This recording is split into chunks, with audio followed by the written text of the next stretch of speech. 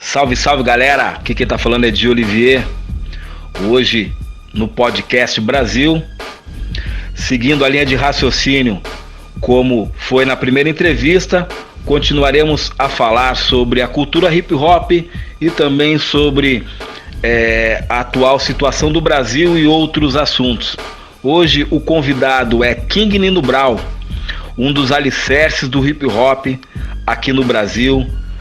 Ele também é o representante da Zulu Nation Brasil, ao qual a sua sede mundial é no Bronx, com o nosso mestre África Bambata. E a gente já volta, fica ligado que nós vamos bater uma ideia hoje com o Joaquim de Oliveira Ferreira, que aos 12 anos de idade veio de Recife para São Paulo tentar a vida e acabou aí desenvolvendo na sua vida a cultura, e nessa cultura, a cultura de rua chamada hip hop.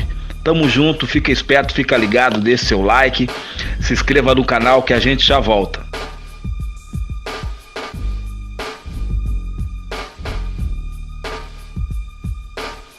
King Nino Brown, seja bem-vindo, conhecido na Estação São Bento como Nino Brown. Parceiro de Nelson Triunfo, que também é um dos fundadores e alicerces do hip hop, da cultura hip hop aqui no Brasil, pesquisador, historiador das artes, que vai desde o blues ao jazz e a cultura hip hop mundial, do samba, do soul, enfim, todas as culturas de rua, as culturas da negritude, as culturas periféricas. King Nino Brown domina essa área, segundo a lenda. Mano, para não se prolongar muito, você veio do Recife aos 12 anos, certo? Para São Paulo tentar a vida. Como foi chegar em São Paulo? A primeira vez que eu vim em São Paulo, eu porto-alegrense, quando eu vim para São Paulo, em meados de 97, 98, eu fiquei impressionado com tamanha magnitude da cidade, da capital. Como foi, irmão? Pra gente começar, conta um pouco das tuas raízes, do pai, da mãe. Conta pra nós como foi sair de Recife aos 12 anos, da sua fase de infância pra juventude, né? E estar aqui com uma nova realidade. Racionais diz, Mano Brown diz que São Paulo é uma selva de pedra. Enfim, irmão, como foi chegar em São Paulo e como vocês foram recebidos aqui nesse estado maravilhoso, a terra das oportunidades. Como foi, meu mano? A palavra é tua, fica à vontade para responder. Bom, primeiro, muito obrigado aí pela oportunidade. Diz que ser humilde, né, é um dom. E a humildade não é para qualquer um, né? Então, se eu tenho esse dom de ser humilde e respeitado, isso já é um ganho para mim. Já venci a batalha, já sou um guerreiro, né? Bom, eu nasci no dia 31 de março de 62, numa cidade chamada Canhotinho, município de Garanhuns, Pernambuco. A minha família é uma mistura de pernambucanos e alagoanos. Meu pai trabalhava em uma usina de cana-de-açúcar chamada Usina Serra Grande. A minha mãe não viveu muito com meu pai, devido, sei lá, a gênero, se bateu, mas meu pai era uma boa pessoa, né? Não tem muito o que reclamar dele, não. Mesmo não convivendo com ele, mas para mim, assim, eu tenho ele como um grande homem, trabalhador e honesto, né? Morreu analfabeto, né? Sem aprender a escrever e a ler, mas foi um grande homem, assim, para mim. Não tive muito convívio com ele, mas foi importante ser o homem que ele foi e as pessoas que falavam dele. E a minha mãe, infelizmente também já se foi há mais de 30 anos, e eu tenho ela assim como tudo, foi tudo para mim, né? Pai, mãe, professor e tudo mais, sem também nunca aprender a ler e escrever, mas criou todos os 6 filhos, né? São duas mulheres e 4 homens.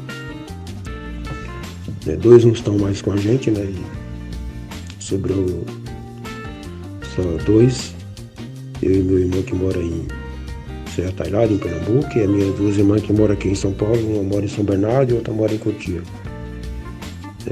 E a minha família já vinha pra cá, tipo, em 69, a minha irmã mais velha veio pra cá, pra São Paulo.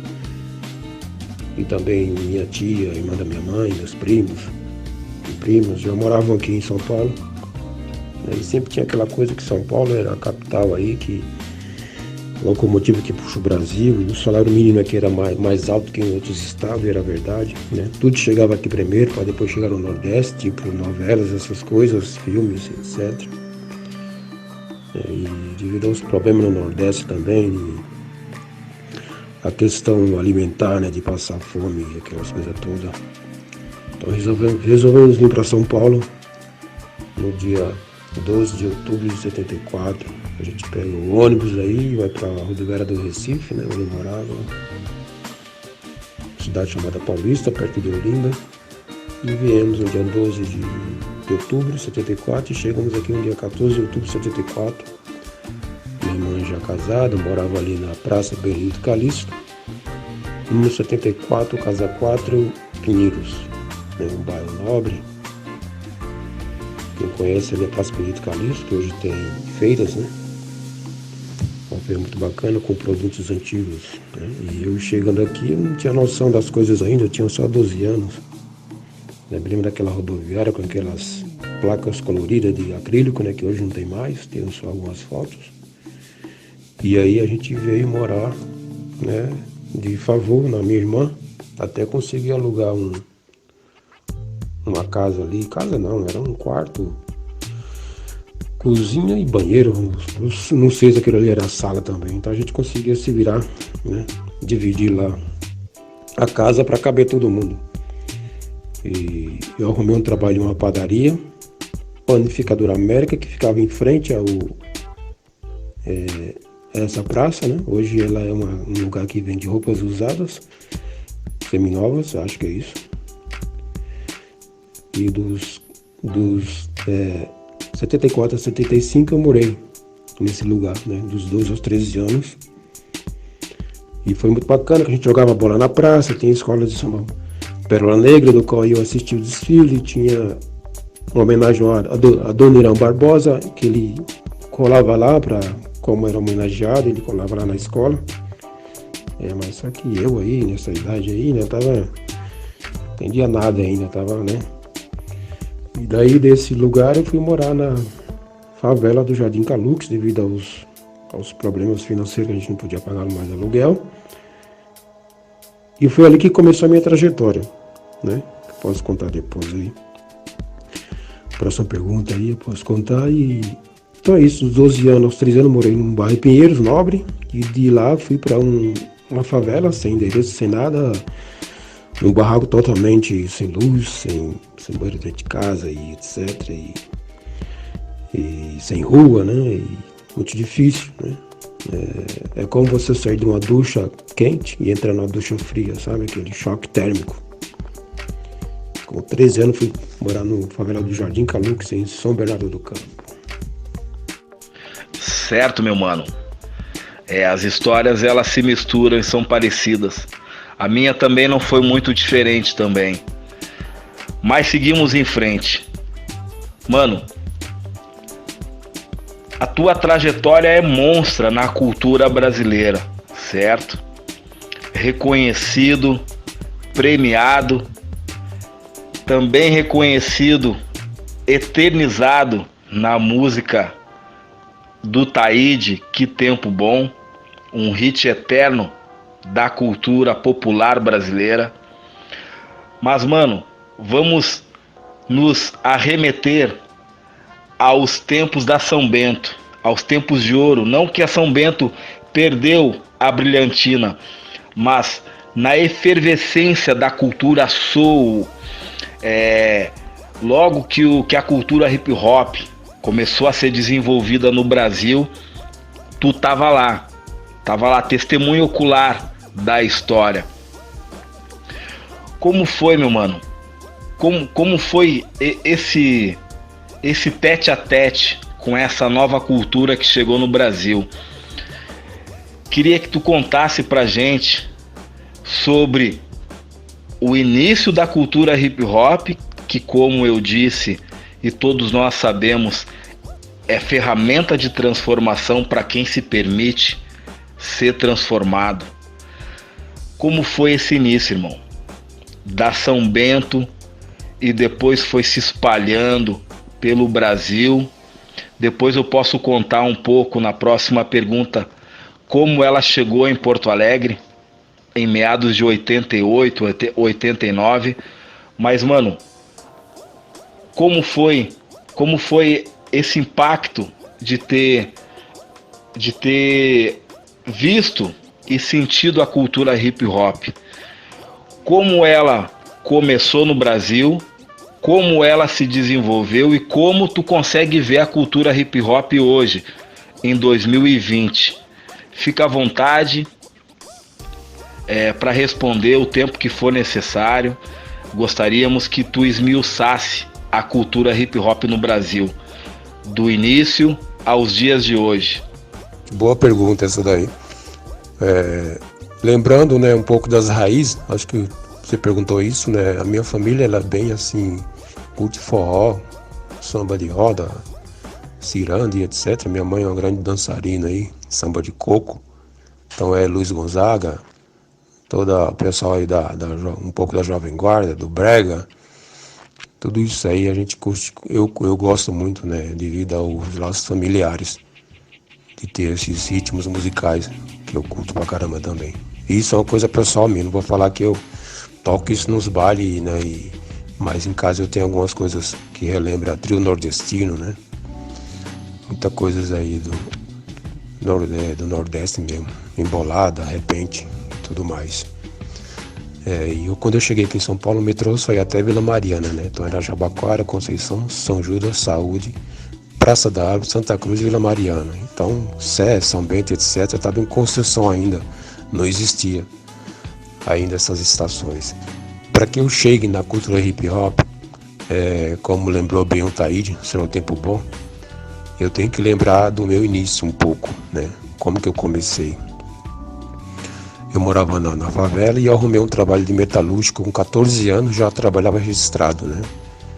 E após um ano eu aprendi o ofício de soldador a oxigênio, né? Eu soldava muito filtro de Brasília, o Fit 147 quando estava saindo na época, Fusca, Kombi, ou seja, toda a maioria dos filtros, modesta parte, que saíram nesse período, eu tive a honra de soldar todos eles, né? E acredito que nenhum foi reprovado até agora porque não voltou, né? Não teve... O controle de qualidade foi muito bem aprovado. Então, eu fui um exímio soldador a oxigênio que soldava muitos filtros de carro, né? Tanto para Mercedes, Volkswagen, tudo que era filtro de carro, assim, filtros Fran, né? Eu que soldava isso daí. Que a maioria das pessoas que pegavam bailes black, né?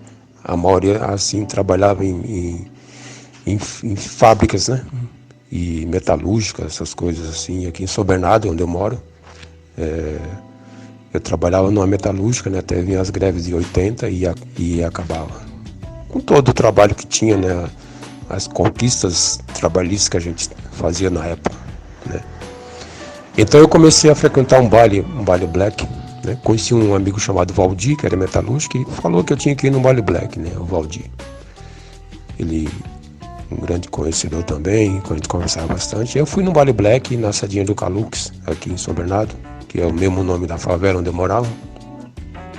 E no momento lá o DJ falou que ia tocar o som de James Brown, né? Que é o Mr. G musical, que é um cara muito assim, profundo conhecedor, um grande locutor que hoje mora em Cotia e tem um programa de rádio. E na hora que ele tocou James Brown, vendo toda aquela movimentação naquela sedinha de madeira, foi quando eu comecei a descobrir o que era uma batida original, funk, soul e tantos outros grandes precursores do movimento black, né? Ray Charles, Jorge Ben, Tim Maia. Não só eu ouvi, curti essa música, como vi show dessas pessoas, né? Quando eu citei Ray Charles, ele veio no Ibirapuera de graça, eu pude estar lá para prestigiar. Infelizmente não tive como registrar, porque máquina fotográfica pra gente era luxo, né? Poucas pessoas tinham isso, acesso a isso daí, só os grandes e equipes de som e jornalistas, né? A gente nem pensar. Então, a partir desse baile black foi que eu comecei a colecionar coisas do James Brown, né? Acho que isso já está escrito em muitas coisas que eu falei.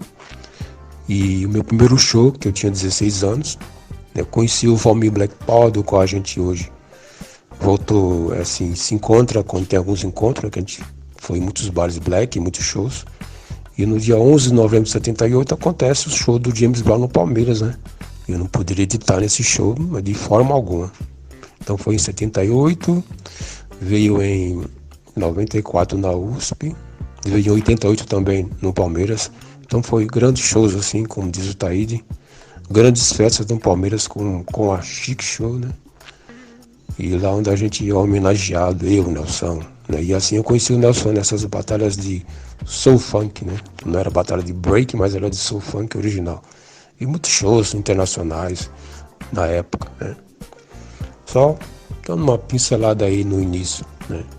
E quando chega essa questão do hip hop, né? Que chega o rap, que a gente nem falava rap, lá, funk falado, quando Kurtis Blow lançou The Breaks, Christmas Rap, e a gente curtiu essa batida, eu achei bacana, achei legal, dava para se infiltrar, né, dançar e foi legal porque o hip hop fez esse resgate, mas até então em 80 nos falava que era hip hop, era funk falado, e tudo era break, né? Hoje tem as definições dos passos, né? Footwork, freeze, flare e tantos outros aí. Agora tem um pop, um lock que eu gosto pra caramba.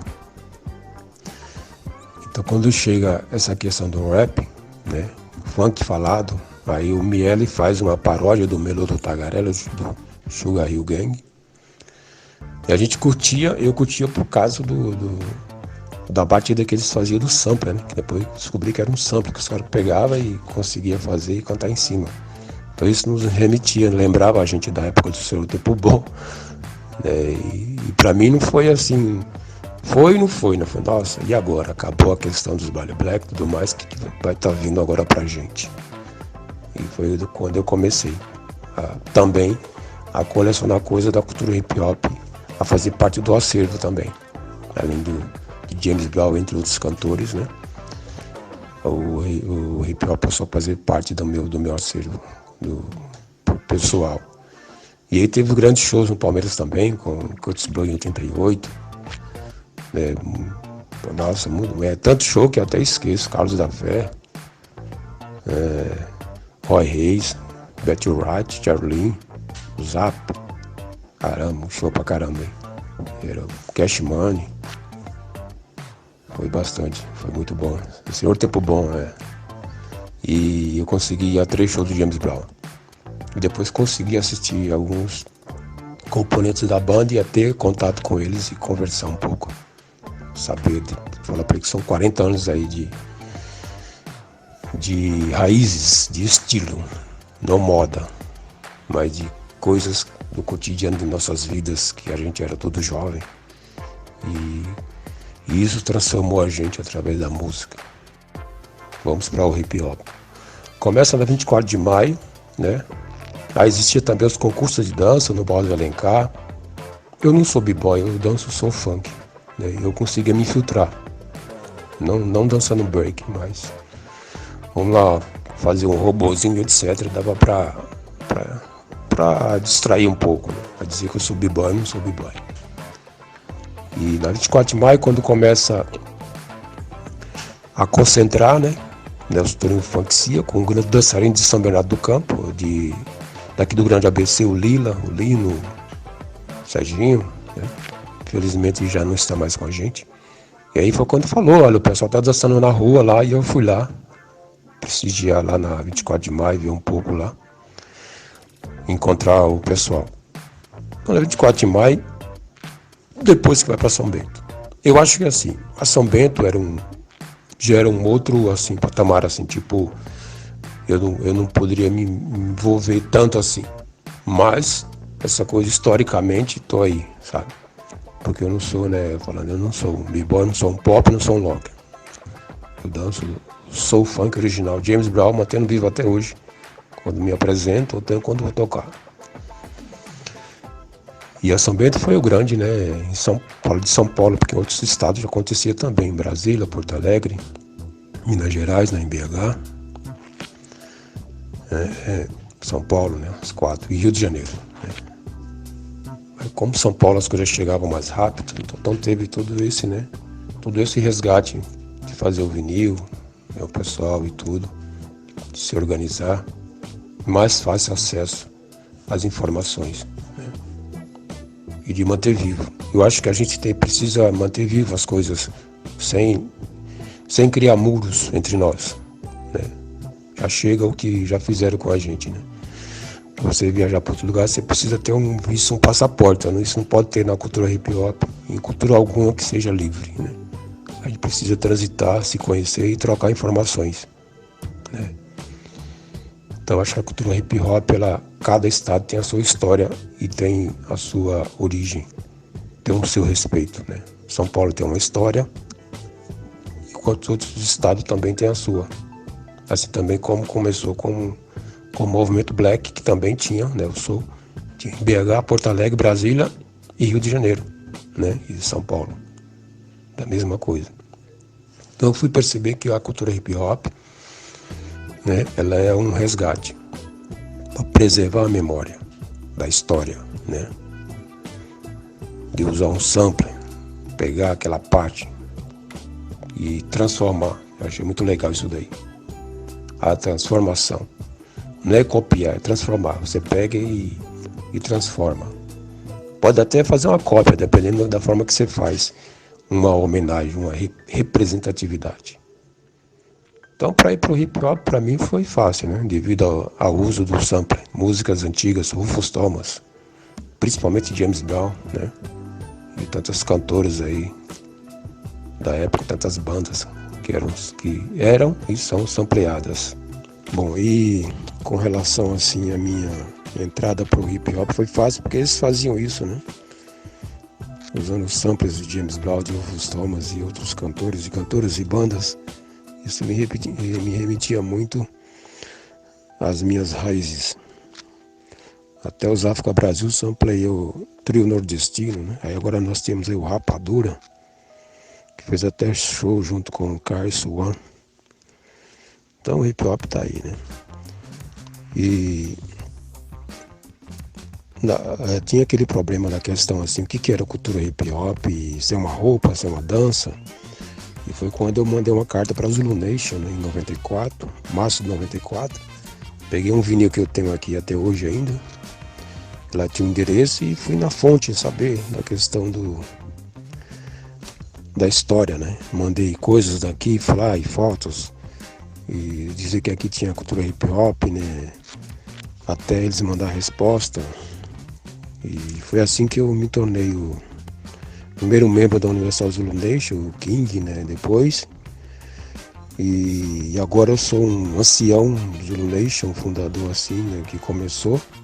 Porque a Zulu ela sempre passa por uma estruturação, está se estruturando, se reorganizando, que a gente tem problemas, né? Família tem problema e também a organização também tem problemas. Mas eu estou aí sempre passando a história, os ensinamentos, os conhecimentos. E dessa forma que eu entrei para a Zulu, passando todos esses conhecimentos que eu tinha aqui, até ter um grande evento chamado Do Louco, em 99, do qual fiz uma exposição com capa de discos, com flyers. Eu pude conhecer o Afro Bambaataa pessoalmente. O mesmo disco que eu peguei o endereço foi o qual eu levei para ele dar uma dedicatória, né? E também o Grandmaster Flash. Foi um sonho, né? Conhecer essas pessoas. Com uma história bem longa, estou tentando resumir aqui, hein? Tive a felicidade também de conhecer o Kohuk em 2013. Eu acho que é bom depois, na próxima pergunta, a gente falar das casas de hip hop, como que surgiu e o que eu vejo como que tá o hip hop hoje. Ele está no mundo inteiro e a gente está vendo aí que precisa de muito conhecimento. As casas de hip hop precisam existir para passar a informação, né, o conhecimento. Segundo fui informado, foram criados 4, mas parece que quem tinha que ser o primeiro elemento tinha que ser o conhecimento, porque hip hop ele tá desandando, né, para algumas coisas. Porque quando você faz vários tipos de coisa falando que apenas um elemento é o hip hop, tá errado, né? A gente tá indo de se desencontrando naquilo que a gente aprendeu, né? Que tem gente que estuda, lê, se informa e não consegue aprender as coisas, sabe? Eu tô falando de uma forma bem assim, simpaticamente, só pra gente não estragar uma cultura que levou tantos anos para estar aí, do qual muitas pessoas, né, foram mortas, tiveram suas vidas ceifadas e morreram até no ostracismo, nas decepções, nas depressões da vida, e não viu aonde essa cultura chegou, né? Pessoas que precisavam viver dela e infelizmente alguns tiveram que morrer até na miséria, né? E hoje você vê agora o hip hop mobiliza aí milhões aí lá fora, né? Então eu penso muito nisso aí, que ela não desande, que a gente volte à batida, né? Como diz o Public Enemy. Vamos trazer de volta a batida Funk Drum. Programa Podcast Brasil, toda segunda-feira às 22 horas nesse canal. Deixe seu like, inscreva-se nesse canal que é muito importante, deixe seu comentário e também entre em contato com a nossa produção. Então, Nino, King Nino Brau, ancião, né? Senhor jovem do hip hop. Mano, tu deixou, me deixou uma deixa, ao qual seria a próxima pergunta. Eu ia adentrar nas casas do hip hop, mas eu queria deixar aqui, nessa entrevista, que São Bernardo do Campo é a terra também do DJ Negralha, ao qual é seu amigo e meu amigo também, não é? Tive o prazer de conhecer ele no final de 2018. 2019 a gente teve longas ideias. Também tive o privilégio de ouvir o primeiro disco, que nem foi lançado, do DJ Negralha, que é teu grande amigo. Eu sei disso, ele me falou que tem um imenso carinho. Vocês são conterrâneos. Deixo registrado aqui o meu carinho e o meu respeito pelo DJ Negralha, que foi DJ do Rapa e agora é DJ do Marcelo Falcão. Mas seguindo em frente, irmão, sobre as casas do hip hop, certo? Pelo que eu sei, e eu acompanhei um pouco a casa do hip hop lá no Rio Grande do Sul, na cidade de Esteio, que fica na região metropolitana, fica mais ou menos uns 25 minutos de trem de Porto Alegre para Esteio. Uma casa belíssima que foi criado pela comunidade da linha do trem, como eles dizem lá, que são as cidades que permeiam a linha do metrô, do trem que pega ali desde Canoas, São Leopoldo, Sapucaia do Sul, Esteio, ao qual é a primeira casa independente, segundo informações que eu tenho da diretoria da casa de hip hop de Esteio, a primeira casa independente do Brasil. Eu sei que uns tempos atrás, a casa do hip hop ao qual tu estava envolvido e que também foi pioneiro nessa casa lá em São Bernardo do Campo, perderam a casa, né? O Fomento da Cultura, pela falta de financiamento, e também teve problemas de prestação de conta da prefeitura. A gente sabe o porquê que o poder público ele vem contra o movimento hip hop. A gente pode falar sobre isso aqui se tu quiser. Continuando nessa linha das casas do hip hop no Brasil, eu faço duas perguntas, certo? Eu sei que tu vai conseguir responder perfeitamente, muito mais que muitos de nós. Tem uma clareza da cultura em geral.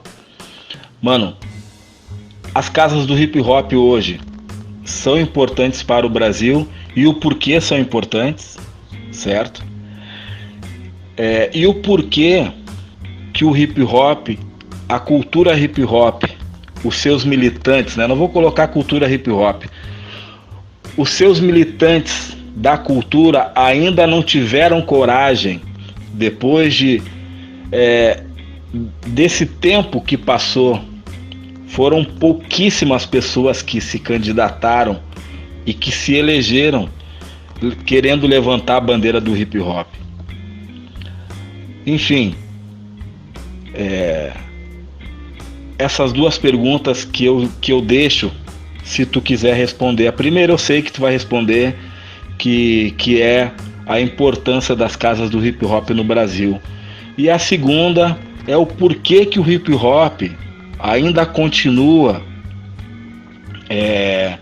buscando alternativa em outros candidatos na política e não nos seus próprios representantes. Fica à vontade, irmão.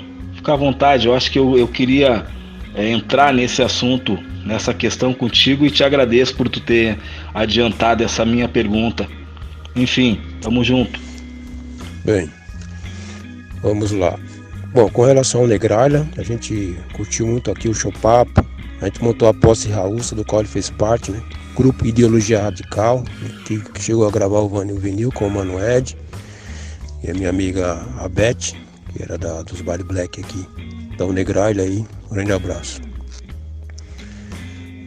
Casa de Hip Hop. Casa de Hip Hop de Esteio, eu estive no lançamento, né? Na fundação da casa, 12 de novembro de... acho que foi de 2003 ou 2014. Uma casa enorme, com 2 andares. Foi cedido aí por Dona Flora, né? O espaço lá. E estão de parabéns. Agora é só saber administrar a casa, que realmente é uma casa independente de governo. É nós por nós, né? Eles por eles. Então parabéns à casa de Hip Hop de Esteio e a toda a família lá do Rafuage. A Dona Odete, seu pai, sua irmã e outros lá, né? Que conheci lá da outra vez que eu fui, né? E fui no batismo, no lançamento da casa. Casa de Hip Hop, né? Quando a gente montou a primeira casa de Hip Hop do Brasil foi em Diadema, né? Em 99. Fiquei desempregado e eu já fazia um trabalho e perguntaram pra mim, vem trabalhar com a gente aqui, o Nelson, o Marcelinho, a Rosana, né? Que era a coordenadora da casa.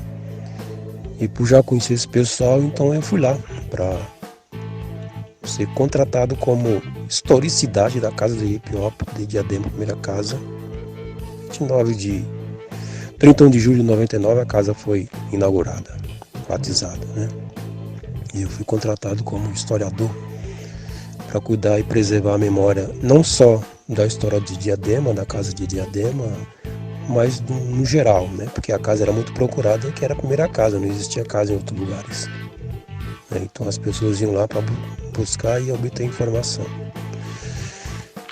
É uma longa história, tem coisas de decepções, eu não sei se é mágoa, que a pessoa fala que você guarda mágoa, mas não é isso, né? A gente toma um tapa na cara e quem apanha não esquece, né? Então a gente precisa passar para essas pessoas que a gente não tem mágoa, a gente tem disciplina, a gente tem um trabalho sério, né? Então hip hop é coisa séria, como diz Sabotagem, rap é compromisso, né? Não é viagem, senão fica esquisito, né? E quando a gente lança essa casa, uma coisa linda e maravilhosa, todo mundo vem, gente, até a BBC de Londres foi nessa casa, né?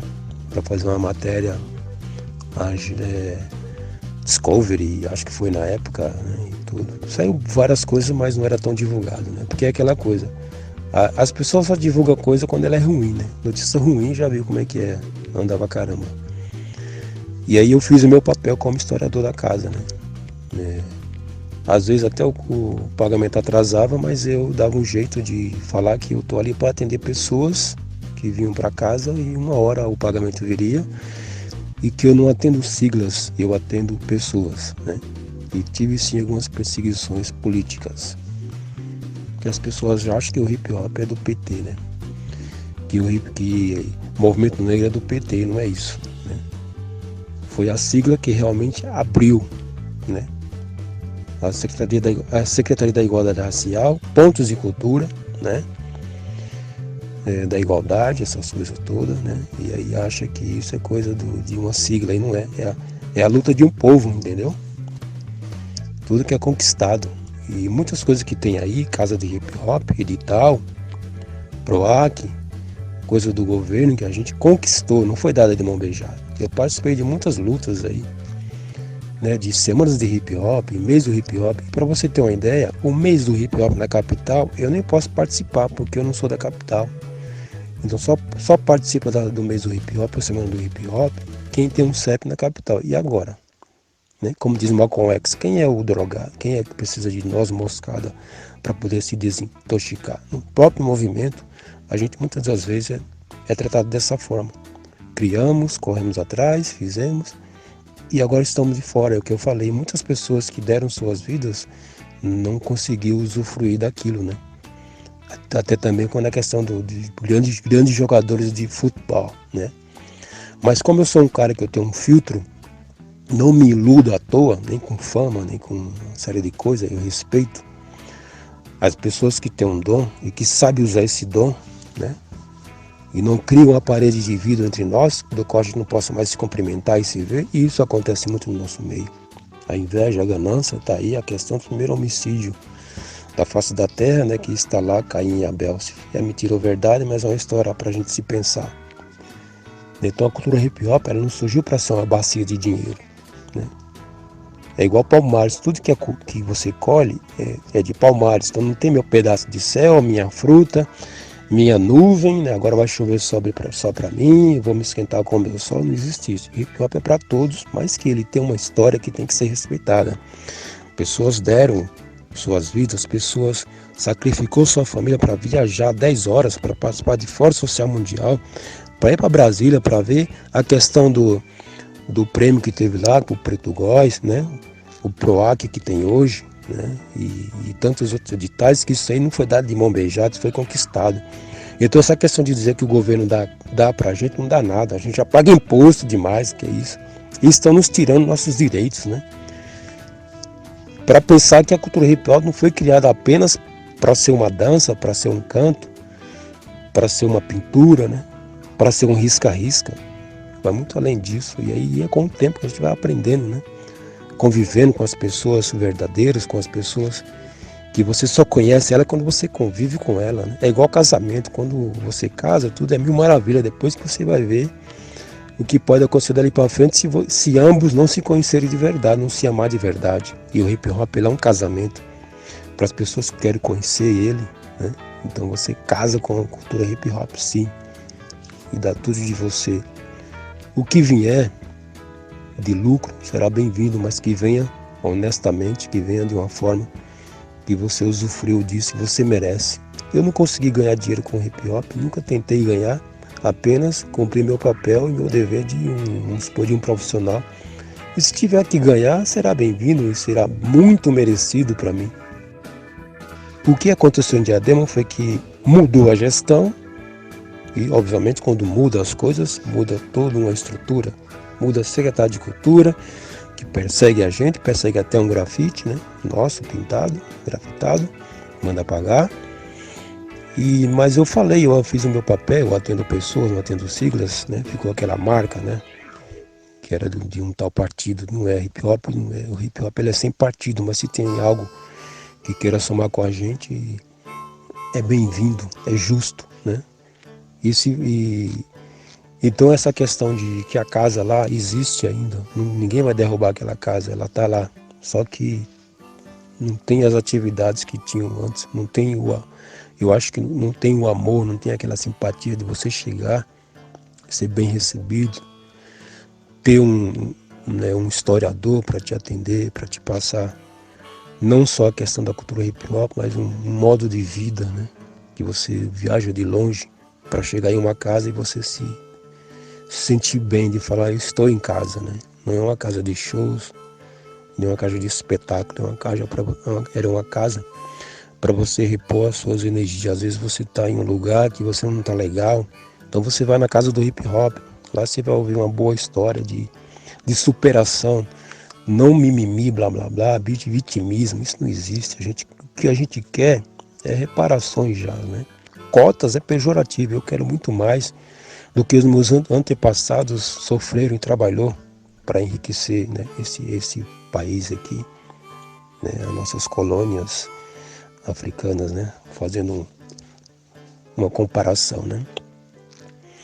Então a Casa de Hip Hop de São Bernardo do Campo foi uma tentativa que a gente tentou aqui, né, e infelizmente não deu certo. Não deu certo no sentido de não ter aquele apoio que a gente precisava. Mas para mim tudo vai ser um aprendizado. Eu nunca posso estar, né? Olha só, eu nunca gostei disso. Eu sempre tenho que ir para frente de falar, olha, tomamos um gol, vamos fazer empatar e vamos virar esse jogo, sabe? É assim que tem que ser. E ficar se lamentando, nossa, olha o que fizeram comigo, coitadinho de mim, fazer vídeo de que está sofrendo, que isso, aquilo, isso eu não tenho comigo, porque eu não consigo ser desse jeito, né? Eu tenho que lutar mesmo. Se hoje eu passo fome, não tenho pão para comer, como eu não tive numa época, né? Amanhã eu posso ter 1, 2, 3, 10, como eu posso ter agora. Agora as camisas para vestir, vários calçados, né? Roupas. Eu posso, né, fazer isso, antes eu não podia, entendeu? Eu tenho apenas só 57 anos, né? Vou fazer 58 agora em março. Então, a cultura hip hop, ela é isso, né? Ela tem que ser essa coisa natural da gente que pratica, sabe? O estrelismo, ele pode até existir, a fama, mas temos que saber usar isso para dialogar, né? Para combater o bom combate. É assim que eu encontrei com a África Bambata, quando a gente se encontrou e a gente trocou cartas. Agora a internet está mais fácil, né? Desce do pedestal, desce desse palco, vem aqui sentir o calor do povo. Aqueles que te colocou lá em cima, entendeu? A cultura hip hop não pode ser dessa forma, igual aconteceu com o futebol, né? Pelo menos enquanto eu existi, Nelson Triunfo e tantos outros, Sherline, nós vamos estar sempre andando na rua e conversando com as pessoas, entendeu? A gente pode até subir no palco, dançar, cantar, fazer uma série de coisas, colocar uma roupa, se destacar, mas nosso destaque está naquelas pessoas que estão vendo a gente, né? Eu viajei para Portugal, para a Europa, já foi para Portugal, para a Europa. Foram 10 horas de viagem, né? Mas não levei na mala apenas roupas, eu levei uma história para passar lá para eles. Venezuela, sabe? Ainda tem outros lugares para estar indo para conquistar, mas tudo ao seu modo, assim, tipo, conquistar. Porque muita gente quer forçar a ser respeitado, sendo que você tem que ser respeitado e não tolerado, por mais que você tenha o poder, né? Porque as pessoas buscam muito as coisas artísticas, né? O lado artístico, sua melhor roupa, sua melhor calçado, sua melhor bebida, né? Normal, mas esquece do lado espiritual, que é o principal de tudo, a ligação, né? Se existe ou não, mas temos que ter essa ligação, sabe? Suprema, né? Que está acima da gente, precisa disso aí. Por isso que muitos, infelizmente, acabam, né? Da forma que acabam. Então eu procurei sempre seguir essas questões aí de força positiva, suprema, junto com os meus, né? Tudo mais. Essa questão política, a gente precisa saber lidar com a política. A gente acho que não aprendemos ainda. Eu um dia, sei lá, posso até sair candidato, mas eu não quero sair um candidato. Eu sair candidato, porque um político, ele é empregado do povo, não é isso, né? Então é necessário a gente ter os conhecimentos aí para poder lidar com certas coisas, né? Porque muitos dos nossos aí vai lá e aquela coisa. Eu nunca sentei em colo de prefeito, nem em colo de secretário de cultura falando a realidade. Eu tenho que saber negociar as coisas, né? Para nós, fazer um grande evento com debate, com palestras e mostrar para as pessoas, né? como que se faz essa coisa, a cultura mesmo, sabe? E eu tô aprendendo, né? E eu não preciso assim, às vezes, você não tem isso, você não tem aquilo. Eu já tenho respeito. Só o fato de estar aqui falando para algumas pessoas que vão me ouvir, para mim eu já ganhei tudo, né? Não preciso de muita coisa, sabe? É tudo tão simples, né? Quando a gente quer. Mas o lado político, ele é uma coisa muito assim, que a gente precisa aprender mesmo a lidar com isso daí, cara, senão se perde. Então por isso que não aconteceu ainda, né? Mas a gente tem força. Só precisamos saber canalizar essa força para as pessoas. Que temos força, nós temos. Para colocar, sabe?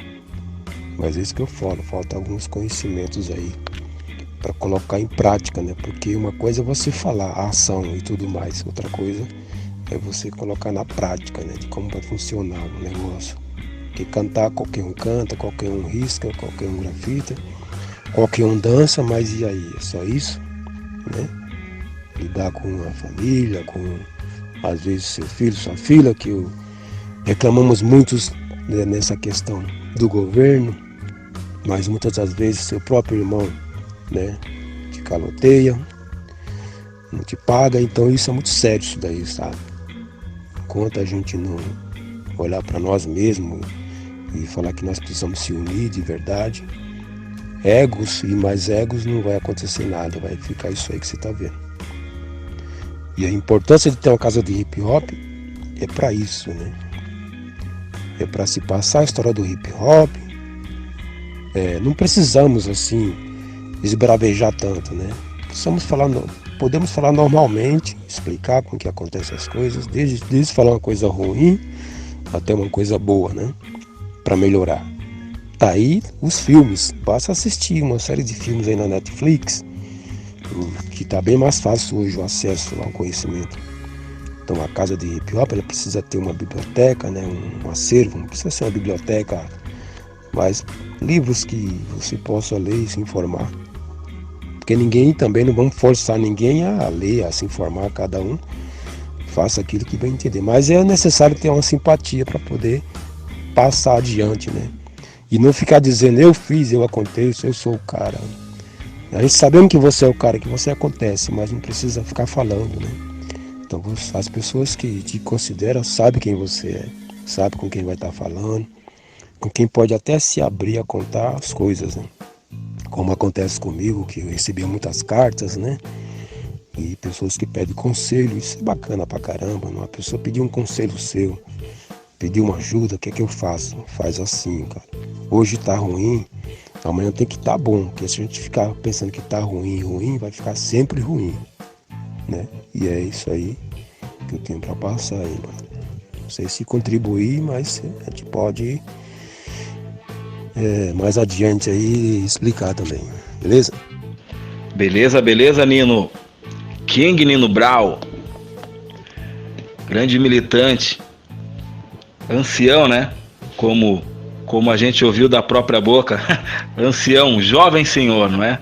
Da cultura, não só da cultura hip hop do Brasil, mas também do mundo, porque ele é conhecido em vários lugares e respeitado também no Brasil e fora do Brasil.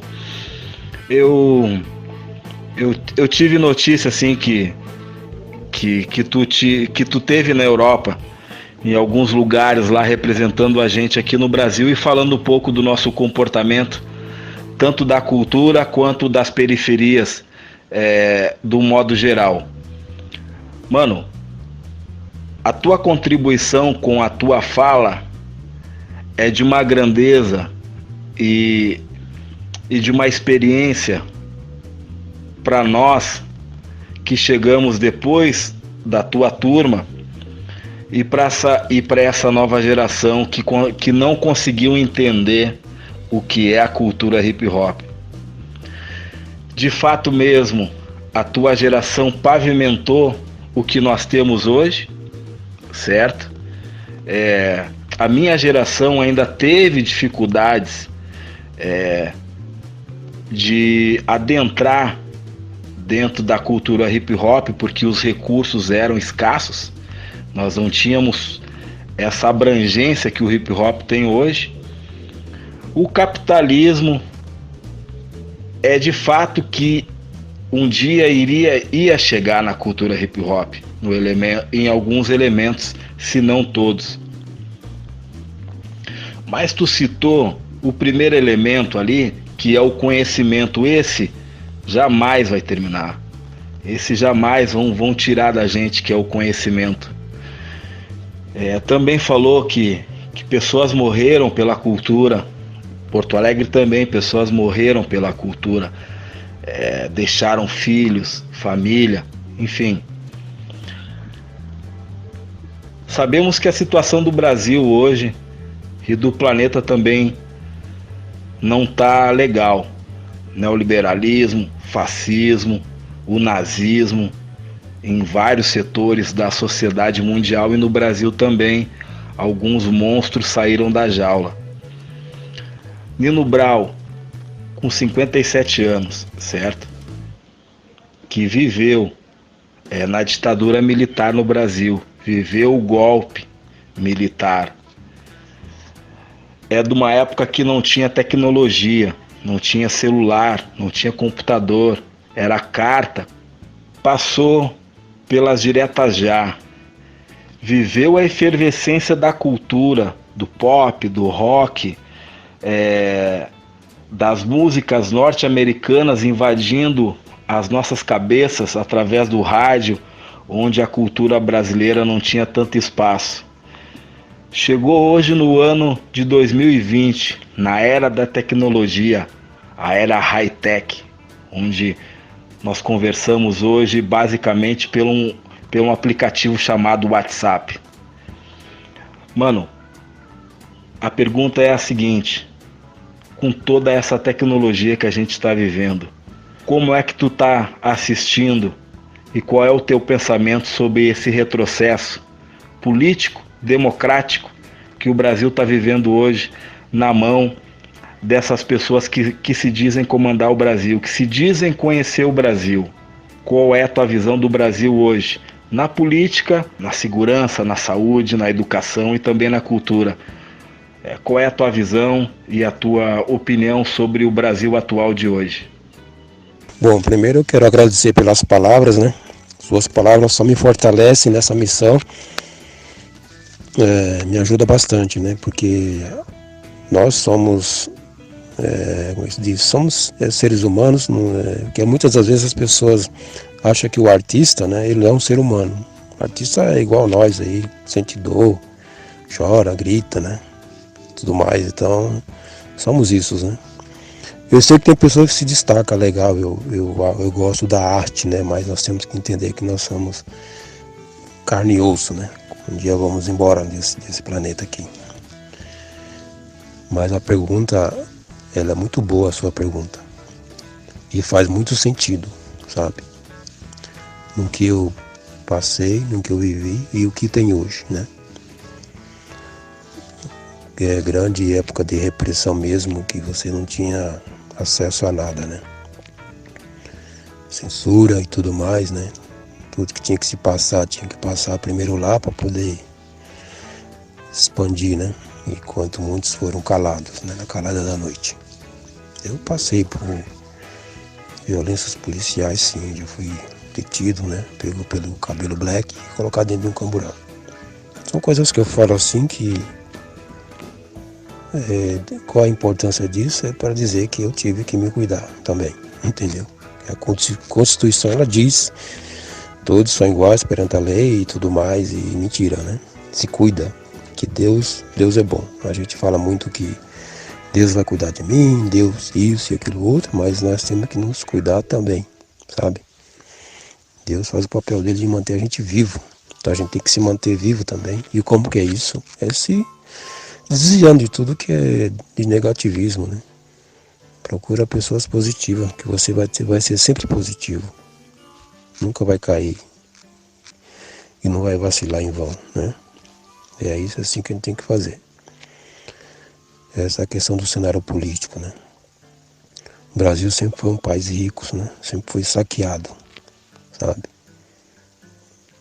Hoje, o que está acontecendo hoje, infelizmente o que aconteceu aí, eu acredito que é mais uma vingança, é mais um ódio do que uma democracia. Por quê?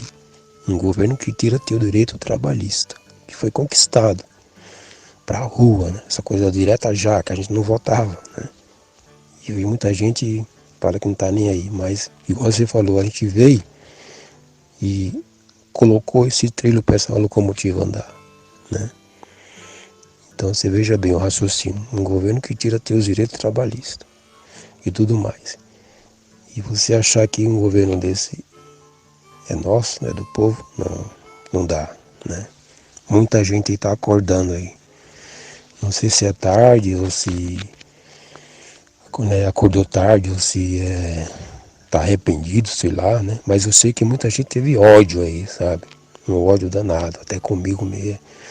Até assim com a própria família, né? Assim, a divisão, entendeu? Não, é que tem que ser assim agora porque vai melhorar. Tá vendo aí, ó? Entendeu? Acabando com tudo. A cultura praticamente não existe, né?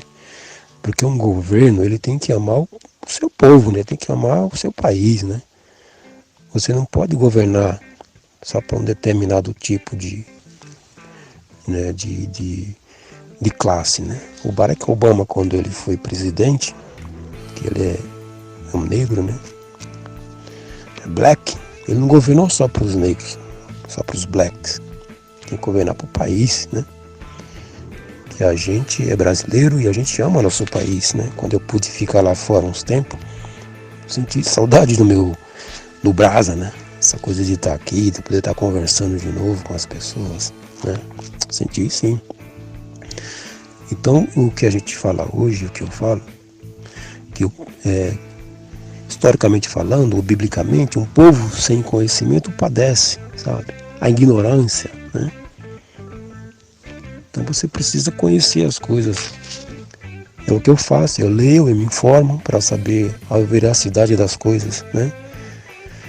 E quando eu comecei a fazer fanzines, porque não tinha internet, com os grandes personagens, né? Lutadores, passar a história deles, como que foi, para alertar essa juventude, né? E aqueles que pegaram isso, esses fanzines leu e guardou, hoje estão aí, estão vivos, né? Quando a gente monta um núcleo de estudo chamado Posse e Raúça, referente ao povo que veio escravizado, né? Que eram reis e rainhas para o Brasil, da Nigéria, que é os Haussás e os Malês, né? Tem uma revolta na Bahia. A gente procurou esse link, que é essa história, né? Que é uma revolta mesmo, sabe? Como é que você consegue viver em um país com um salário mínimo, que é o mínimo do mínimo, né? Uma pessoa que ganha 10 mil reais e você ganha R$1.000, que igualdade que é essa? E que constituição é essa que diz que nós somos iguais perante a lei? Isso não existe. Temos que nos cuidar, a nós e aos nossos próximos, porque a nossa família não é apenas aqueles que estão dentro da nossa casa. Nossa família é todas as pessoas que estão no mundo e que lutam por algo, né? Para sobreviver. Esse é o caminho da cultura hip hop, que depois que se passou tudo isso que você falou, um monte de coisa, o punk, o new wave, a moda jovem, etc., e o movimento black, chega aí a cultura hip hop para fazer esse resgate, né? Para mostrar. E olha aqui, né? A cultura de rua, criada na rua, batizada na rua. Nós podemos frequentar os grandes palácios, os grandes castelos, as grandes mansões, mas nunca podemos esquecer das nossas raízes, de onde que a gente veio, do trabalho que foi feito aquelas pessoas lá atrás, né? Isso precisa ser respeitado, né? Porque uma casa sem livro é igual um corpo sem alma. E quando um griot morre na África, é como se uma biblioteca inteira fosse queimada.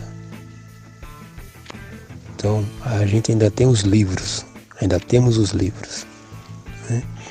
E a questão da internet, dessas coisas, tecnologia que acontece por aí, eu uso ela, não deixo ela me usar. É o que eu estou fazendo agora. Nós estamos usando o instrumento para se comunicar. Se podemos nos comunicar mais rápido, uma carta quase demorava um mês para chegar em um determinado lugar. Hoje a gente pode conversar rapidamente, que precisa, é necessário. Hoje em dia é muito necessário Assim como ter um carro, né? Para algumas pessoas não é luxo, é necessidade, um telefone. Tá? Então eu vejo que a cena política atual do nosso país, do nosso Brasil, tá bem complicado, viu? Complicado mesmo. E aí temos que ter a esperança, né? Porque a esperança sempre vai vencer o medo. Sensacional, meu mano. Só aprendendo. Eu e todo mundo aqui hoje nessa belíssima entrevista. Programa Podcast Brasil, toda segunda-feira às 22 horas nesse canal. Deixe seu like, inscreva-se nesse canal que é muito importante, deixe seu comentário e também entre em contato com a nossa produção. King Nino Brau, alicerce da cultura brasileira, não só mais o hip hop, mas a cultura brasileira. Talvez vai parecer estranho essa pergunta que eu vou finalizar essa entrevista de hoje, mas eu senti no meu coração algo espiritual. Você passou aí, fez algumas passagens bíblicas, falou um pouco de Paulo lá, também falou um pouco de Gênesis, de Caim, Abel, falou um pouco de uma passagem de Jesus Cristo, o mestre, né? Que pregou igualdade, liberdade, fraternidade nesse planeta. King Nino Brau, se a Confederação Galáctica, digamos que exista uma Confederação Galáctica nesse universo, e convidasse King Nino Brau para participar de uma pauta ao qual cada representante de uma civilização teria a responsabilidade de falar da sua raça. Nessa mesa redonda dessa Confederação Galáctica com outras civilizações, o que King Nino Brau falaria da raça humana? Já deixo um forte abraço para tu. Imenso prazer de ter conversado contigo e com certeza quem ouviu aprendeu muito hoje. Fica à vontade para responder, meu irmão. É uma pergunta forte, né? E mais uma vez eu agradeço muito, né, as pessoas aí que estão ouvindo ou vai ouvir, que eu falo que eu nada mais sou do que um eterno aprendiz, entendeu? Porque muitas das vezes um cara que dirige um avião, um cara que cria várias coisas, por exemplo, um celular, qual estamos falando agora, que cria uma rede para todo mundo se comunicar, né? E muitas das vezes essas pessoas, eu acho que alguns cientistas, algumas pessoas que inventaram muitas coisas têm humildade, né? E outros não têm. Então eu queria dizer para essas pessoas que se acham, né, de fazer tudo isso, que dirige um avião, que faz isso, faz aquilo outro, que é importante. Mas muitas das vezes eles não sabem fazer um café. Então nós temos que respeitar todas as pessoas, né? Desde que nos respeite também, igual citamos aí o grande mestre Jesus Cristo, que Jesus pregava o amor, a fraternidade, a união, a fartura, né? Não pregava a separação para nós, né? Já que pegamos essa questão da religião, que a palavra religião significa ligação, você religar, sem entrar em detalhes, eu sou isso, eu sou aquilo outro, porque se você passar em frente a um determinado templo e você é de um outro determinado templo, se nesse lugar estiver pegando fogo, você entraria para salvar essas pessoas, né? Sendo que o mandamento é não matar, com certeza a gente entraria para salvar essas pessoas, né? Que isso que é o amor, né? Que Deus, força suprema, seja lá o que for, é amor. Então, se você não tiver amor, para que serve você nesse mundo? Você não sabe distinguir as coisas, sabe? Agradecer pelo menos o que tem, o que você ainda tem. E aqueles que não têm nada, que nasceram ao relento, né? Uns deitados eternamente nos berços esplêndidos e outros por aí eternamente nas sarjetas esplêndidas, né? você vê que algumas pessoas ainda tentam, né? Ou seja, aquelas pessoas que estão no seu leito de um hospital, respirar ainda, né? Ainda ter mais uns dias de vida, né? Enquanto muitos aí entregam a sua vida do nada, né? Se aventura a certas coisas, sabe? E tendo que muitas gente aí fala, olha, meu Deus, me deixe me viver mais alguns dias. E eu dou esse recado para a juventude que está desenfreada, né? Eu sou um ancião, eu me coloco como um jovem cidadão, um jovem senhor, né? Já sou avô já, né? Meu neto tem 9 meses. E esse detalhe que eu esqueci de falar, que eu tenho 2 filhas, uma vai fazer 38 e a outra 35 anos, né? Eu tenho um netinho aí que em breve vai estar com a gente aí. E esse encontro, o que eu poderia dizer e fazer, né? Pedir a paz mundial, sabe? Eu acho que a paz é fundamental para nós, entendeu? É muito bom a gente ganhar dinheiro, trabalhar, ter essa coisa a gente precisa ter, mas eu acho que temos que ter paz também, né? Eu acho que é o principal de tudo. Eu pediria nesse encontro para os humanos, né? A paz mundial. É isso que eu pretendo a cada dia, né? Que a gente possa sair na rua e conversar com os nossos vizinhos, com as pessoas que andam na rua, sem precisar ter medo delas. É um sonho, não sei, né? Mas pode ser que vire realidade. Eu gostaria de encerrar na construção de um nome. Encerrar não, porque eu estou por aqui, qualquer dúvida. O meu nome, né? Joaquim, meu pai que colocou. Minha mãe não gostou muito, começou a me chamar de Nino, né? Apelido, igual todo menino do Nordeste. Brown é de James Brown, de uma conversa com Tony Tornado em uma loja de discos chamada Posterson. Eu fui lá comprar um disco e a gente começou a conversar sobre várias coisas e aí ficou Nino Brown. E o King é por causa da Zulu Nation, né, que nós somos reis e rainhas semelhante à criação que tinha em África. E esse King aqui, ele nada mais é um King que serve, né? Não é um King que é autoritário, que manda as pessoas para o calabouço, né, para os castigos. Porque a gente não castiga, a gente não xinga, a gente disciplina, é diferente, né? Quando você quer conversar com seu irmão, que ele fez algo que você não gostou, converse com ele, ao invés de ficar xingando, difamando ele, jogando praga nele, né? Nós temos que conversar com a pessoa para ver se ela aprende a disciplinar ela. E o hip hop está aí para isso, dentro dos seus elementos e das suas oficinas, através do conhecimento. Quero convidar todos para dia 29 agora, vou estar lá na São Bento, lá, tirando uma onda lá, curtindo, quem quiser, Santos, né, pertinho, só pegar o busão aí, chegar até lá, para a gente conversar também, trocar uma ideia assim, ao vivo, né, e a cores, firmeza? Muito obrigado aí, e quero deixar um salve aqui para todas as empregadas domésticas, todas as pessoas que trabalham no coletores, recolhendo aí o lixo na rua, né, todos os pedreiros, todos os serventes, todos os padeiros, farmacêuticos, médicos, advogados da boa causa, as professoras, os professores, as donas de casas e todas as pessoas que procuram, né, a justiça e a paz, já que estão falando de humanos, né? Todos são humanos e humanos. E a luta continua, leia, estude e atualize-se, mas nunca esqueça das suas raízes. Muito obrigado, King Nino Brown, Zulu, Ancião, tamo junto. Valeu, King Nino Brown, Joaquim de Oliveira Ferreira, simplesmente Nino Brown.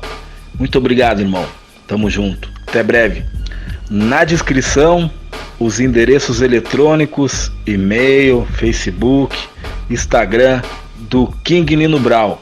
Deixe seu like, seu comentário, a sua vontade também de participar do programa. A gente está aqui para conhecer a tua história. Tamo junto, podcast 4 Mãos Produções. Tamo junto, é nóis. Até breve.